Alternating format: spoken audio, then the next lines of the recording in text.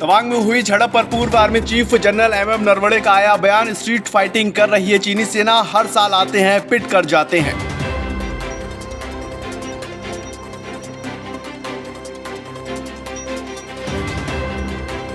Delhi police को मिली एक बड़ी कामयाबी। पुलिस को मिली श्रद्धा के मर्डर की CFSL रिपोर्ट। श्रद्धा के पिता का DNA हुआ है मैच।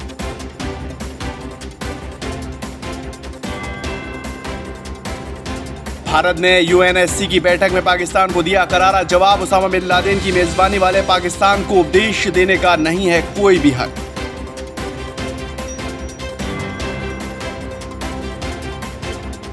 माफिया मुख्तार अंसारी की बड़ी मुश्किलें। MP MLA कोर्ट ने सुनाई 10 साल की सजा, 5 लाख का लगा सीधा जुर्माना।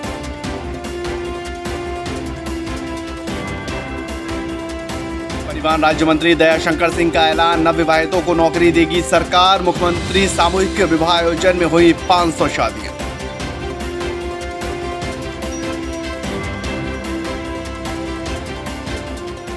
अरुणाचल के तवांग में हुई झड़प पर पूर्व army chief general MM Naravane का एक बयान निकलकर सामने आया है। जनरल नरवणे ने कहा कि चीन की हरकतें हुड़दंगी और स्ट्रीट फाइटिंग से ज्यादा नहीं लगती, लेकिन खुद को 21वीं सदी के सबसे स्मार्ट और प्रोफेशनल मिलिट्री समझती है। चीनी सेना हर साल हमारे क्षेत्र में आने की 2 से 3 बार कोशिश किया करती है और हर बार उन्हें शर्मिंदगी झेलनी पड़ती है।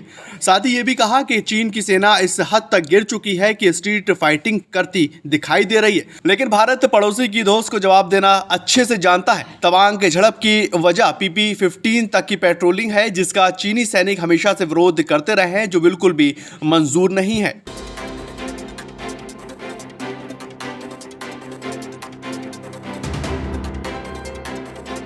श्रद्धा मर्डर केस में दिल्ली पुलिस को एक बड़ी कामयाबी हासिल हुई है, जिसमें पुलिस को श्रद्धा शव के टुकड़ों की CFSL रिपोर्ट मिल चुकी है, जिसके मुताबिक श्रद्धा के शव के टुकड़ों का मिलान उसके पिता के DNA से हुआ है। आपको बताएं, श्रद्धा मर्डर केस में आरोपी आफ्ताब पूनावाला पहले से ही जेल में बंद है।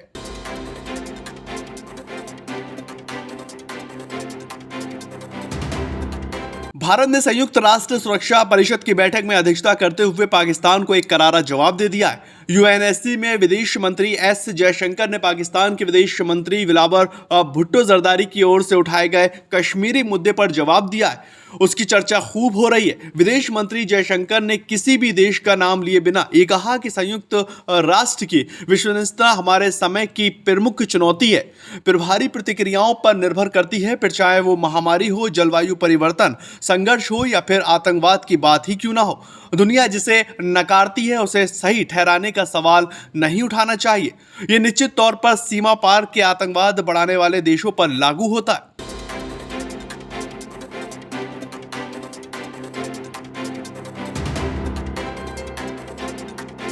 उत्तर प्रदेश की MP MLA कोर्ट ने बाहुबली माफिया मुख्तार अंसारी और उसके सहयोगी भीम सिंह को गैंगस्टर मामले में दोषी करार देते हुए 10-10 साल की सजा सुनाई है। साथ ही कोर्ट ने 5-5 लाख रुपए का जुर्माना भी लगाया। माफिया मुख्तार की पेशी ED कार्यालय में वीडियो कॉन्फ्रेंसिंग के जरिए कराई गई, जिसको लेकर ED कार्यालय में खास इंतजाम किए गए। कचहरी से लेकर ED ऑफिस तक पुलिस और PSC के जवान तैनात दिखाई दिए। साथ ही पेशी के दौरान सुरक्षा में क्राइम ब्रांच को भी लगाया गया। आसपास सुरक्षा के नजरिए से कई पुलिस कर्मी ड्यूटी पर भी दिखाई दिए। आपको बताएं कि माफिया मुख्तार के खिलाफ उत्तर प्रदेश, दिल्ली, पंजाब के अलग अलग थानों में 40 से ज्यादा मुकदमे दर्ज हैं। इतना ही नहीं, मुख्तार को पंजाब से बांदा जेल में ट्रांसफर किए जाने के बाद ED ने उनके परिवार पर भी शिकंजा कसा हुआ है।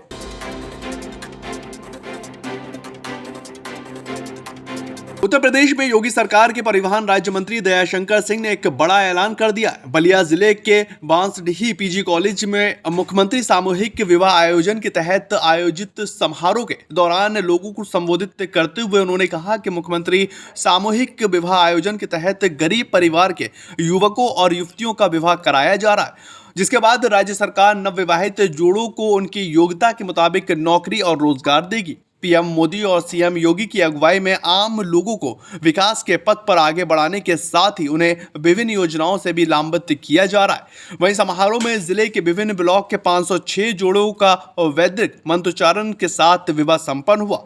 इस दौरान परिवहन मंत्री सहित विधायक केतकी सिंह ने नवविवाहित जोड़ों को आशीर्वाद और बधाइयां देकर खुशहाल जिंदगी की कामना की।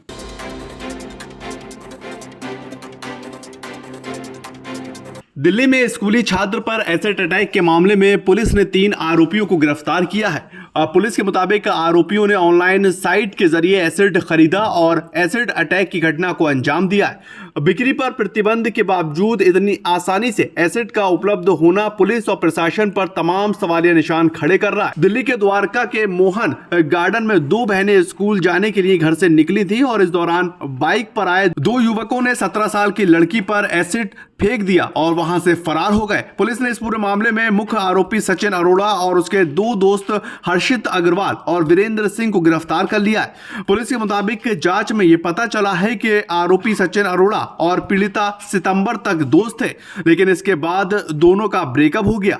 इसके बाद आरोपी ने एसिड फेंकने का फैसला लिया और आरोपी लड़की के पड़ोस में ही रहा करता है। पुलिस के मुताबिक आरोपी ने अपने दोनों दोस्तों के साथ मिलकर 3 महीने तक इसकी साजिश भी रची और फिर वारदात को अंजाम दिया है। साजिश के तहत सचिन अरोड़ा और हर्षित अग्रवाल बाइक पर आए और छात्रा पर तेजाब फेंक दिया, जबकि तीसरा आरोपी वीरेंद्र सिंह सचिन अरोड़ा और हर्षित का मोबाइल और स्कूटी लेकर दूसरी लोकेशन पर जाकर बैठ गया, जिसके जांच के दौरान पुलिस को गुमराह किया जा सके और बाद में इन्हें सबूत के तौर पर पेश किया जा सके।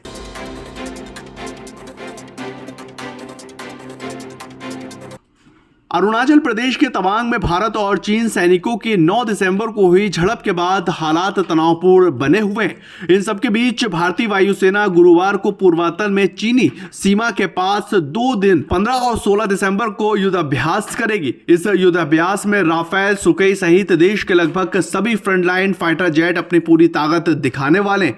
सूत्रों से मिली रिपोर्ट के मुताबिक इस युद्धाभ्यास का मकसद भारतीय वायुसेना के युद्ध की क्षमता और पूर्वांचल में सैन्य तैयारियों को परखना होगा। सूत्रों की माने तो ये युद्ध अभ्यास भारत और चीन सैनिकों की झड़प से पहले ही तय है। ऐसे में इस तवांग में हुई झड़प से कोई भी लेना देना नहीं बताया जा रहा। इस युद्ध अभ्यास में सुखोई, राफेल सहित तमाम अग्रिम पंक्ति के लड़ाकू विमान शामिल होने वाले। सूत्रों के मुताबिक इस युद्ध अभ्यास में भारत के सभी फ्रंटलाइन एयरवेज और कुछ एडवांस लैंडिंग ग्राउंड में भी इस्तेमाल किए जाएंगे। पूर्वी लद्दाख में 2020 में भारत और चीन का सीमा को लेकर विवाद हुआ था।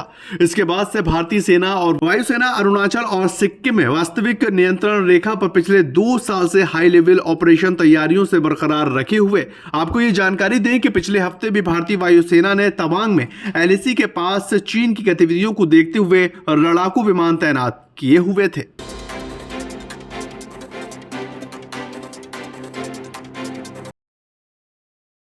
संसद में शीतकालीन सत्र लगातार चल रहा है और जहां पर चीन से टकराव के मुद्दे पर दोनों सदनों में एक बार फिर से हंगामे का आसार बने हुए। कांग्रेस के सांसद मनीष तिवारी इस मुद्दे पर लोकसभा में स्थगन प्रस्ताव नोटिस दिया है। आपको बताएं कि लोकसभा में प्रश्नकाल लगातार चल रहा है और कांग्रेस के राष्ट्रीय अध्यक्ष यानी कि मल्लिकार्जुन खड़गे ने चीन से टकराव के मुद्दे पर केंद्र सरकार पर हमला बोला है। खड़गे ने कहा कि ऐसा प्रतीत होता है कि मोदी सरकार की लाल आंख के ऊपर चीनी चश्मा लगा हुआ है। क्या भारतीय संसद में चीन के विरुद्ध बोलने की अनुमति नहीं है?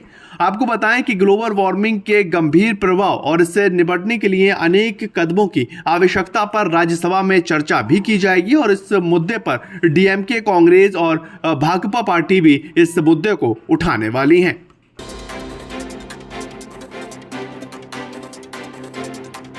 दिल्ली की अखिल भारतीय आयुर्विज्ञान संस्था यानी कि एम्स के सर्वर और पर साइबर अटैक को लेकर सनसनीखेज खबर निकलकर सामने आई है। Ministry of health and family welfare की ओर से मिली जानकारी के मुताबिक चीन ने एम्स के सर्वर पर जानबूझकर अटैक किया गया और उसके ऊपर टारगेट उसको बनाया गया। हालांकि 100 सर्वर में 5 को हैक भी किया गया, जिनका डाटा वापस हासिल कर लिया गया। इतना ही नहीं, एम्स में साइबर अटैक का ऐसा ही मामला 23 नवंबर को भी निकलकर सामने आया था। जानकारी के मुताबिक इस बार साइबर अटैक हांगकांग के 2 ईमेल आईडी से किया गया, जिनकी सूचना मामले को लेकर जांच में जुटी दिल्ली पुलिस की स्पेशल सेल ने मंत्रालय को भी अपनी जांच सौंपी है, जिसमें आईपी एड्रेस हांगकांग का बताया जा रहा है। साथ ही इस अटैक में चीन की भूमिका भी बनी हुई है।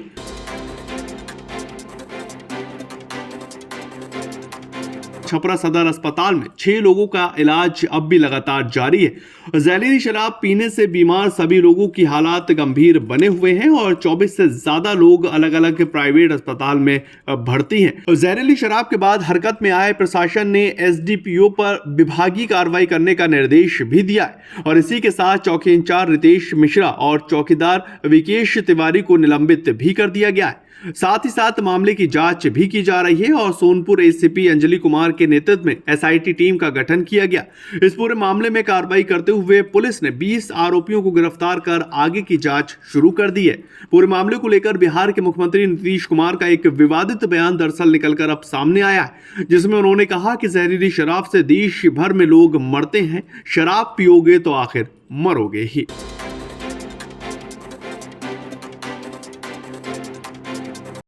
आपने देखा होगा शराब के नशे में अक्सर शराबी ऐसी हरकतें कर देते हैं जिसे सुनकर हैरानी होती है, लेकिन बरेली में 2 शराबी युवकों ने एक ऐसी हरकत की है जिसे सुनकर आपका दिल दहल जाएगा। उत्तर प्रदेश के बरेली में एक बार फिर से इंसानियत को शर्मसार कर देने वाली घटना निकलकर सामने आई है। एक शराबी ने कुत्ते के 2 बच्चों के कान और पूंछ को काटकर नमक लगाकर शराब के साथ खा लिया। हैवानियत वाली खबर को जिसने भी सुना उसकी रूह जो है वो कांप गई है। घायल कुत्ते के बच्चे का इलाज लगातार चल रहा है, जहां उसकी हालत भी गंभीर बनी हुई है। इस पूरे मामले में आरोपियों के खिलाफ थाने के अंदर केस भी दर्ज किया गया है और घटना फरीदपुर थाना क्षेत्र की है, जहां पर एसडीएम कॉलोनी की ये घटना बताई गई है, जहां पर एक शराबी कुत्ते के बच्चे के कान और पूंछ को काटकर नमक के साथ खा गया। पुलिस इस पूरे मामले को लेकर मुकदमा दर्ज कर आगे की जांच शुरू कर चुकी है।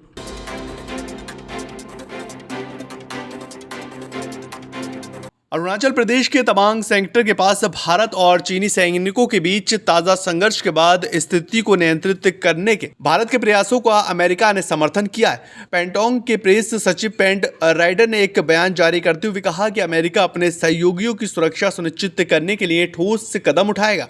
उन्होंने यह भी कहा कि भारत ने जिस तरह से स्थिति को नियंत्रित किया है, अमेरिका उन प्रयासों को पूरा समर्थन करता है। पेंट राइडर ने आगे कहा कि अमेरिका भारत चीन सीमा पर चल रहे गतिविधियों पर नजर बनाए हुए उन्होंने चीन पर जुबानी हमला करते हुए कहा कि दुनिया ये जानती है कि चीन किस तरह से तानाशाही एलओसी पर लगातार करता हुआ नजर आता है। उन्होंने आगे ये भी कहा कि हिंद महासागर में चीनी सेना की मौजूदगी चिंता का विषय बनी हुई है और इस पूरे मामले में सभी देश को एकजुट होकर एक ठोस कदम उठाना होगा।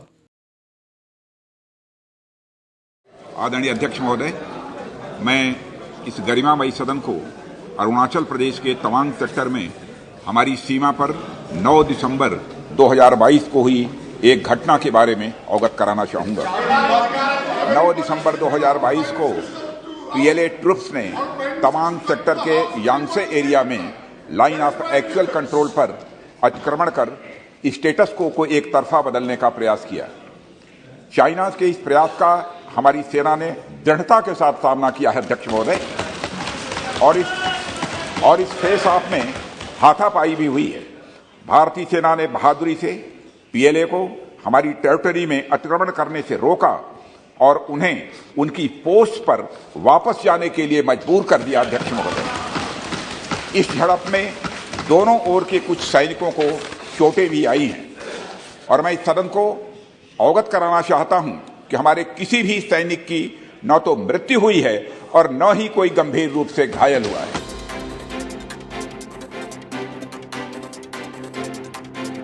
वाराणसी में मंडल आयुक्त कौशल राज शर्मा की अध्यक्षता में जिले की G20 और SCO के लिहाज से तैयार करने के लिए एक बैठक का आयोजन किया गया। बैठक में सड़कों के सौंदर्यीकरण और नई सड़कों के योजनाएं, अच्छी तरीके से यातायात व्यवस्थाएं और साफ सफाई के साथ तमाम चीजें दुरुस्त हों, इसके निर्देश दिए गए।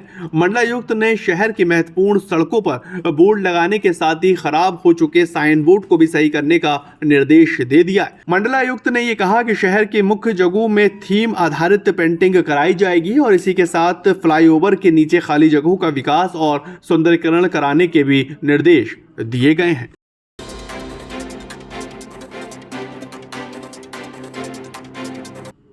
निर्माता और निर्देशक यानी कि जेम्स कैमरून की एक नई फिल्म अवतार द वेव ऑफ वाटर ने कमाई को लेकर भारत में तहलका मचाया हुआ है। जिसके मुताबिक इस फिल्म ने एडवांस बुकिंग में शानदार कमाई की है। जिस तरह से इस फिल्म के टिकट बिकनी शुरू हुई है, उससे ये लगता है कि मानो रिलीज से पहले एक दिन में ही हॉलीवुड फिल्मों की कमाई में एक नया रिकॉर्ड देश ने बना दिया। वहीं पहले दिन की कमाई के मामले में अभी तक Hollywood film Avenger end game पहले नंबर पर बनी हुई है, जिसे रिलीज के पहले दिन ही साल 2019 में 53.10 करोड़ रुपए की कमाई हुई थी। आपको बताएं कि भारत में अवतार द वे ऑफ वाटर 16 दिसंबर को रिलीज होने जा रही है और यही नहीं, मुंबई में इस फिल्म की स्क्रीनिंग देखने वाले समीक्षकों का रिव्यू भी निकलकर सामने आने लगा है।